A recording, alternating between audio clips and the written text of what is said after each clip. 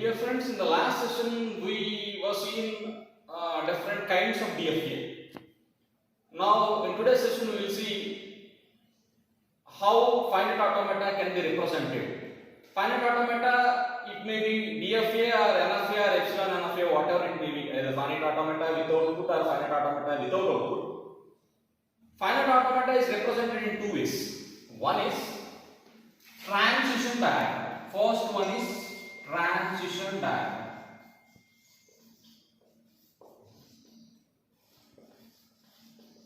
And one more is transition table. Transition table. What is transition diagram and transition table we will see.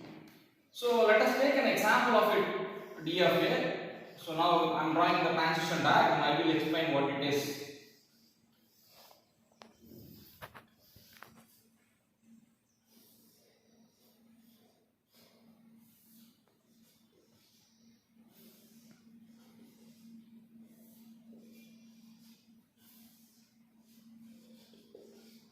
If you look at this is one finite automata. In particular, you can say this is DFA. So this diagram we call it as transition diagram. The reason is here, in the last class also we have seen such kind of a diagram. So in this transition diagram, this circle A, B, C, these are called as A, B, C, are called states. And here we are having transition small a, small b. Those are called as input symbols. A comma b are input symbols. These are called as input symbols. And in particular, this is DFA. DFA, as we said in the last session, it's a 5-tuple Q, sigma, delta, Q naught, F. So in this, what these 5, all those we can see here. What is Q here means in my transition diagram, Q means the states. How many states are there here? 3 states. A, B, C are my 3 states. And then what is sigma? Sigma means input alphabet. That input alphabet is here. The input symbols are small a, small b. So sigma is equal to set a comma b. And what is delta? So delta is a mapping. So here I am writing so delta of. So if we are in the state A and if we are looking at the input symbol small a, that we can represent like delta of a comma a. As I said in the last session, delta is a mapping from Q cross sigma to Q. So now that's the reason. So we took one element from Q and one element from sigma. Then that's the reason we got delta of a comma a is equal to delta of a comma a. So when we are in the state A, looking at the input symbol small a, then we are moving from a to a only. So that's the reason here we get a. And similarly, delta of a comma b. Just look at the transition diagram, you can get easily. A comma b, we are moving from a to b. Similarly, delta of b comma a. Delta of b comma a, we are moving to c. Similarly, delta of b comma b is b only. And finally, delta of c comma a. C comma a, c only. Delta of c comma b, c only. So this is my entire transition function as per the definition. And then Q naught. What is Q naught here? Q naught is the starting state. What is the starting state here? A is the starting state. So Q naught is equal to A. And then what is the final state? F is set of all final state as per the definition. So here F is what? Only one state are there. That's the reason F is equal to C. So this is the transition diagram.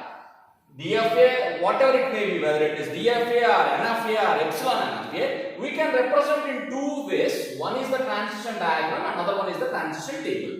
Just now, whatever we see here, this is transition diagram. Okay. So now, let us move on to the next representation of finite automata, and in particularly here in the finite automata, we are taking the example of DFA. So now move on to the transition table. That means finite automata, as we said, it represented in two ways. One is transition diagram, another one is the transition table.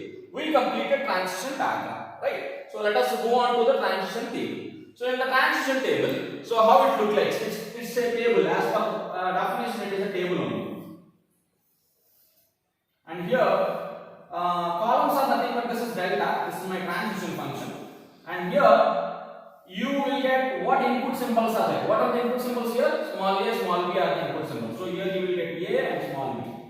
And then what states are there in this table? Columns are nothing but my input symbols and rows are nothing but states. So here states are what? A, B, C. And one more important point is in the transition table, whatever the starting state, just you need to differentiate, you give an arrow, that means that state represents the starting state.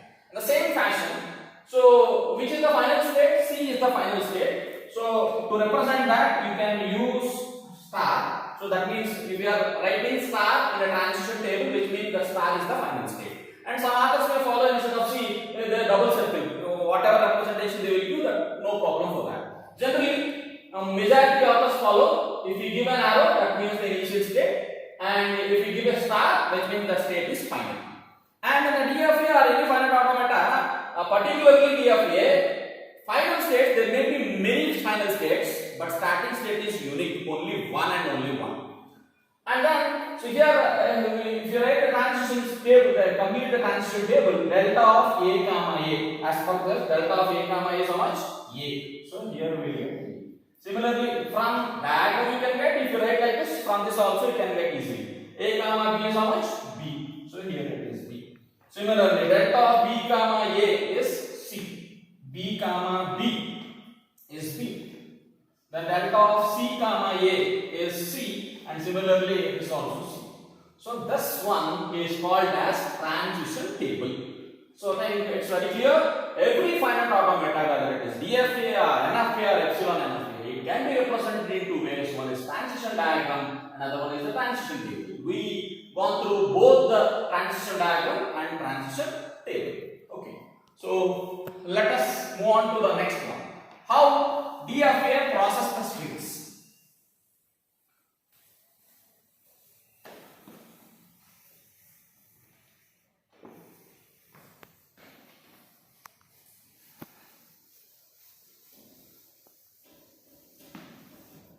How DFA process strings. So we said finite automata came into the existence. The reason is for an infinite language, to convert this infinite language for a finite representation. An infinite language is there. We are converting to finite representation. Finite representation. So for that we find finite automata. So in this, now how it process, that means, so we have a strings, we have a language. For that language we convert it into finite automata. So now how it processes strings. So here DFA process, how DFA process strings. In today's session we will see this one also, process the strings.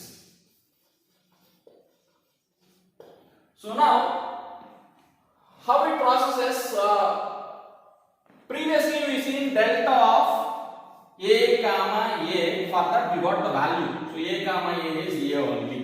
And here we are in a state and we are looking at only one input symbol, that's the reason here we write delta. If for example, we call this as extended transition function delta cap. What delta cap means? We are in the state and looking at input symbol more than one. Previously we have only one symbol, that's the reason we used only delta. But if you look at here, there are two symbols are there, that's the reason. So we use the concept of extended transition function denoted as delta cap. Okay. So now this notation we will use in the DFA of the processing strings. Now, so let us take an example. A, B, A. This is my string. Now I need to check whether this DFA, so and this DFA we call this finite automata without output concept, we call this as also recognizers. One more name is called, we call it as what? Recognizers. Why? The reason is, why it is called as recognizers, the reason is whether that particular string accepted by this automata or not. That means whether that string is available in my language or not. For that, so we use this finite automata. That's the reason we call that as recognizers. So now let us check whether it is. So now we need to process this string by this automata, by the same DFA. So let us take that delta cap. Why I am taking delta cap? Just as I said just now, if it is more than one symbol, you need to use delta cap only. If it is one symbol, delta, otherwise it is delta cap. Okay, so delta cap of. And one more important point, to process the strings, first and always you need to start with the starting state only. So what is the starting state here? A. So always I need to start with A only. So I am not saying that A, because whichever the starting state are there in the DFA, that starting state you need to consider. But in this, the starting state is capital A, that's the reason I am taking capital A. Delta cap of A, capital A, comma, then type string. What is that? A, B, A. So now for this, whether this string is accepted by this finite automata or not, we are checking. That procedure is called as processing of strings by the DFA. Okay, so that is equal to. Now this is extended transition function. How it operates? Just look at here. Delta cap of first one state A and my first symbol, leftmost symbol. What is that? Small a, comma the remaining symbols B A B. That is equal to delta cap of. So here this is why that's the reason this delta cap is called it as extended transition function. So delta cap and you are getting one more delta here. Since here you are having only one symbol, first leftmost symbol. So now as per the diagram we need to check when we are in the state A and looking at the input symbol small a. So where we are reaching. So we are in the state A already and looking at the input symbol A, that means A. We are moving from A to capital A only. So that's the reason for this entire one you can write only capital A. And then the remaining string is what? BA, BA. And that is equal to, once again, here more than one symbols are there. Once again you need to use the extended one. Delta cap of A comma B, leftmost symbol A comma B, and then the remaining string A, B, A. That is equal to delta cap of. So here delta of A comma B. When we are in the state A and looking at the input symbol small b, then we are moving from capital A to capital B. So here we will get what? B. Then the remaining string is what? A, B, A. That is equal to. Same once again delta cap. I need to use delta cap only because here more than one symbols are there. Operate once again. Delta cap of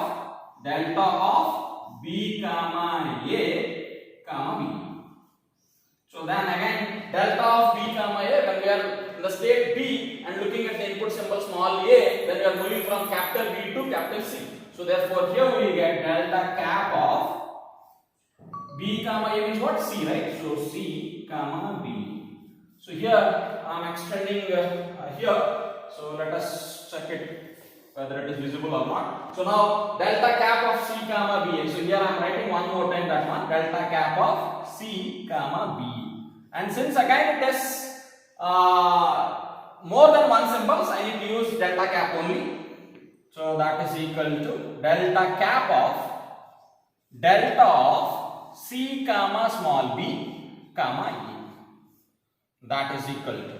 Now check it, delta of C comma B. When we are in the state C and looking at the input symbol small b, so since we are having a self loop here, C to C only. So here delta cap of C comma A. So that is equal to delta cap of. Now look at here. We are having only one symbol. What is that? A. So therefore there is no need of extended transition function. So that's the reason when we are having only one symbol, there is no difference between delta cap and delta. So that's the reason here I am writing delta of C comma A. What is C comma A means? C only. So finally C. So after in the processing of the strings by DFA, you need to do this method. Finally, you will get a state only. After processing the entire string, you will get a state only finally. And you need to check whether that state is final or not. So I think you know in the diagram what is the final state? C is the final state. Finally, we got a state C, which is what? Which is final state. Which is final state. So, therefore, I can say that what is the string here? The entire string is what? ABA is accepted by finite automata, by DFA, you can say. Accepted by DFA. Why it is accepted? Because we got final state after processing the entire string. Okay, so this is the in the JNTU point of examination. Definitely you need to do entire procedure, and I will give a shortcut. Shortcut means we don't write entirely. Just look at here. I will give one more representation for easier way. So here, whatever the string is there, you write all those strings A and leave a gap in between A, B, A. And as I said, you need to start with the starting state. So that's the reason here I am writing the starting state. So this is the easier representation, but for the examination point of view, you need to follow that method only. But this is maybe in a constructing the DFA for a given set of given language. For that you need to construct the DFA. After that you need to whether take a string which is accepted by the automata and similarly take a string which is rejected by the automata. You need to do both. So for that particular purpose you can do instead of that entire method, you can do this easiest method. Okay. So now capital A. When we are in the state A and looking at the input symbol small a, then we are moving from A to A. So here we are getting A. That's the reason I leave gap in between the symbols. Then capital A, B. So when we are in the state A and looking at the input symbol B, then we are moving from A to B. So that's the reason here we are getting B. Then when we are in the state B and looking at the input symbol small a, then we are moving from B to C. So here we will get C. Then when we are in the state C and looking at the input symbol small b, so we are moving from C to C only. So here we will get C. And then finally, when we are in the state C and looking at the input symbol small a, then we are moving from C to C. So finally I got the state, whatever state we said previously, we got the same state. And this is final. Therefore, what I can say that this string is accepted by that automata. Clear? So now we will take a string. Which is not accepted by the automata. So we will take one more example. So this string is accepted, right? That's the reason I am putting tick here. It means it is accepting. That's the reason I am putting tick up there. So now, this is one more representation. I think it is clear, right? Okay. So now I'm removing this. I'm taking one more string. So let us take one more string. Let us say A, B, B. So this is my string. One more time B. Let us say. So this is my string. So you can do both the methods, like whatever method earlier I said, you can do the entire procedure. If you want, I may continue, otherwise I can do the easiest method. So let us say, since it is the first time, I am doing one more time the entire procedure. So let us start with whether this string is accepted by the automata or not. This procedure, whether we have a string, whether that string is accepted by the automata or not. So for that process is called as processing of strings by the DFA. That is the topic name. Okay. So now let us check for this. I am taking once again started with delta cap. So same notation I am following. Delta cap of capital A. Always I need to start with the starting set. That's the reason capital A, comma then A, B, B. So the same, do the same procedure. Delta cap of delta of A, comma A. Then remaining B, B, B. So then that is equal to delta cap of A, comma A. What we will get? A. So A, comma remaining is B, B, B. So then do the same. Once again delta cap I need to use. So delta cap of A, comma B. Then the remaining is B, B. So then that is equal to delta cap of A, comma B, which is B. So here we will get B, comma B, B. Then I am continuing here. So that is equal to delta cap of, again cap because double B is there, small b. So delta cap of delta of B, comma B, then the remaining is B.